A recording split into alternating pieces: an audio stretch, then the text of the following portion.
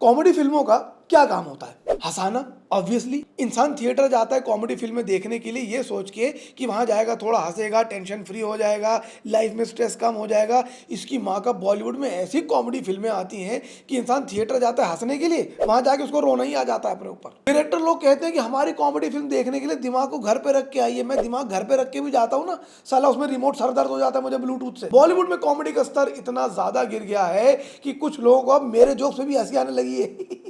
मत बताओ। और फिर अगर फाइनली कोई कॉमेडी आती भी है तो जनता को उसमें बड़ा सोच विचार करना पड़ता है भाई साहब, कि कहीं मैं इस कॉमेडी पे हंस दिया तो मैं ग्रीन फ्लैग से रेड फ्लैग तो नहीं हो जाऊंगा।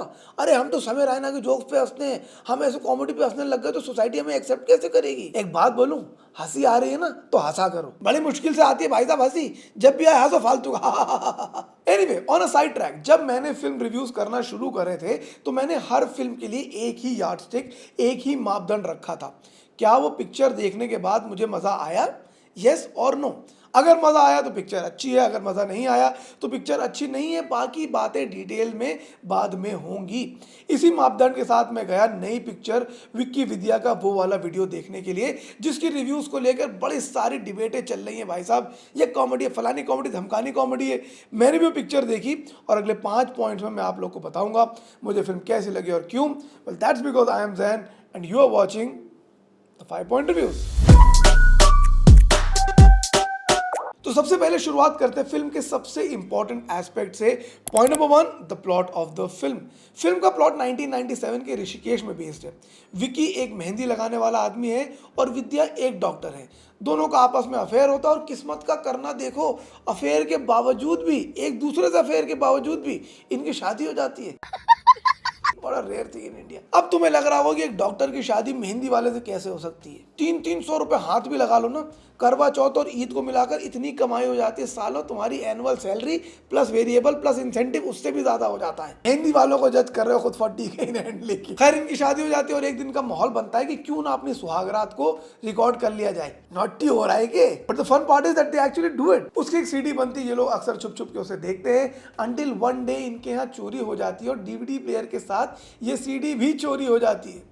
अब यहाँ से बसड़ मचती है कि सीडी कहाँ गई, किसके पास है, किसने किसने देखी, वगैरह वगैरह। प्लॉट की अगर बात करूँ तो प्लॉट एक बढ़िया कॉमेडी ऑफ एरर्स की प्लॉट बनकर निकल आता है। कितने इंटरेस्टिंग कैरेक्टर्स में लाए जा सकते हैं, कितनी मजेदार सिचुएशंस बनाई जा सकती हैं, कितने गैग्स क्रिएट किए जा सकते हैं और ऑलमोस्ट उस सारी सिचुएशंस को एक्सप्लोर करा गया है। So overall for the plot I would say good job, thumbs up. Point number 2, the performances of the film. Film में एक गजब की एंसेम्बल कास्ट है। ऐसा लग रहा है कि डायरेक्टर ने डिसाइड करा कि जितने लोगों ने भी ऑडिशन दिया है ना, इसकी माँ का सबको रख लो, पैसा बहुत है। लीड रोल्स में ऑफ कोर्स है राजकुमार राव और तृप्ति दिमरी।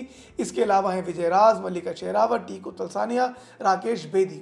अब ऐसी फिल्मों में परफॉर्मेंसेस का स्कोप तो बहुत ही कम होता है। यू कैन ओनली जज people on their comic timing and abilities. Rakesh Bedi और टीकू तलसानिया साहब की बात करूं तो ये लेजेंड्स हैं कॉमेडी स्पेस में। इनके बारे में अगर इनकी कॉमेडी के बारे में कुछ बोलूंगा तो मोटा मुंह बड़ी बात हो जाएगी, क्योंकि छोटा तो है नहीं अपना मुंह। ये लोग भाई इतनी बढ़िया कॉमेडी करते हैं, जेन्युइनली बता रहा हूँ। ये रेस्टोरेंट में जाके ऑर्डर भी देते होंगे ना तो वेटर खी खी करने लग जाता होगा इनके मुंह पे। सर क्या बात बोली आपने। So all of them have done very very well, but guess who the standout performer of the film really was? विजय, राज। जबरदस्त एक्टर है भाई साहब। उनसे चाहे गैग्स करवा लो, कैरिकेचर करवा लो, जितना भी अजीब और गरीब उनका कैरेक्टर बना के दे दो, वो उसमें रियलिस्टिक एक्टिंग करके, कॉमेडी करके आपके सामने रख देते हैं। थिएटर में जब उनकी एंट्री होती है तो सबसे ज्यादा चीयर होती है and I think the people loved his performances more than the actual lead pair and I think he richly deserved it. So अगर कॉमिक टाइमिंग्स की बात करूं, परफॉर्मेंसेस की बात करूं, all of them have done a good job. Point number 3, the comedy of the film. अब यहां पर आ जाती है भाई साहब असली दिक्कत वाली बातचीत। ये पिक्चर बेसिकली 2.5 घंटे का कॉमेडी नाइट्स का एक एपिसोड है। नेटफ्लिक्स वाला नहीं, पुराना सुदेश लहरी वाला। एक के बाद एक गैग्स है, एक से एक टेढ़े कैरेक्टर्स हैं, situations and to be honest picture में कॉमेडी ठीक ठाक है। और यहाँ पे मुझे कहीं ना कहीं लोगों का बायस भी सामने आता हुआ दिखता है।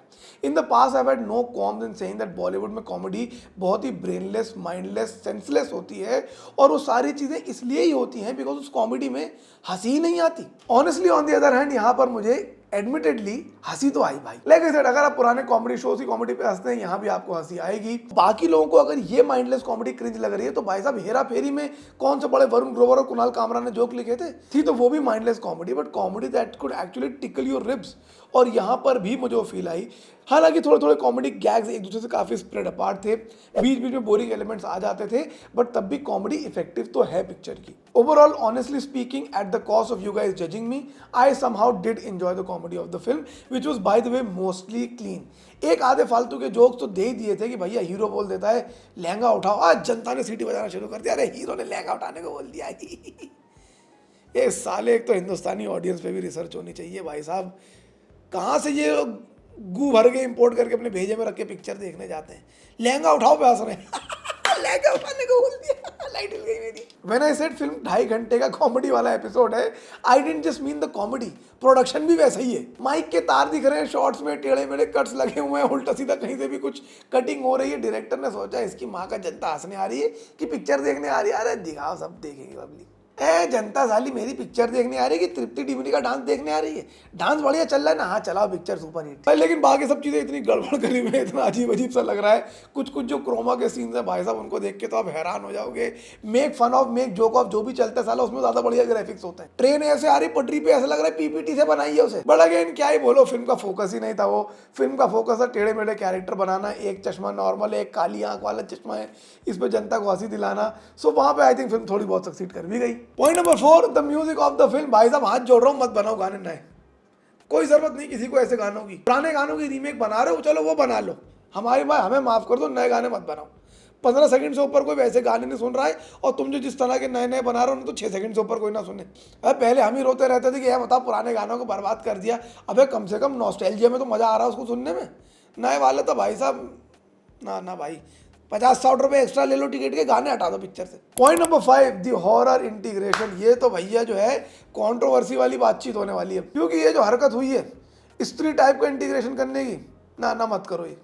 मेरी राय मानो एज अ वेल विशर, स्त्री के साथ जनता की बहुत सारी अच्छे इमोशंस जुड़े हुए हैं, जनता स्त्री को बहुत ज़्यादा प्यार करती है। उसकी इंटीग्रेशन करना या उसके टाइप की इंटीग्रेशन करना, भाई साहब लिटरली आग से खेल रहे हो, मत करो ऐसा काम। अच्छी भली पिक्चर बनाई है, हॉरर शो डालना था डाल दो, काहे को उसमें भाई साहब भूतनी दिखा रहे हो, काहे को? मत करो भाई इस तरह का। मतलब मुझे लगा कि बहुत ही यूजलेस सा वो पॉइंट था, और किस तरह से आपने स्त्री को almost so closely touch upon करके निकल गए, वो मत करो भाई। मतलब मुझे बस ये है कि अच्छी चीज़ों के साथ खेलो मत, अलग है अलग रहने दो। आपने एक डिसेंट फिल्म बना ली है, उसको वैसे ही चल जाती हो पिक्चर। ओवरऑल अगर मैं बात करूँ विक्की विद्या का वायरल वायरल वीडियो, और 97 की पिक्चर है। ओवरऑल अगर मैं बात करूं विक्की विद्या का वो वाला वीडियो के बारे में, तो मैं इसको देना चाहूंगा 3.5 stars out of 5। The film is not as bad as some people are calling it to be. I think it's a decent one time watch. आप फैमिली के साथ भी जाकर देख सकते हैं। थोड़ी थोड़ी अनकंफर्टेबल सीन्स आ जाएंगे, but overall I think the comedy is largely clean and fun. Like I said, अगर आप कॉमेडी वाले एपिसोड्स, ये टीवी शोज एंजॉय करते हैं, तो आप ये भी एंजॉय करेंगे। बाकी अगर आपको ये वीडियो ठीक ठाक लगा हो तो like, comment, share and subscribe to my channel. Go जाओ, आप क्या कतई मेरे डैंड्रफ देखोगे?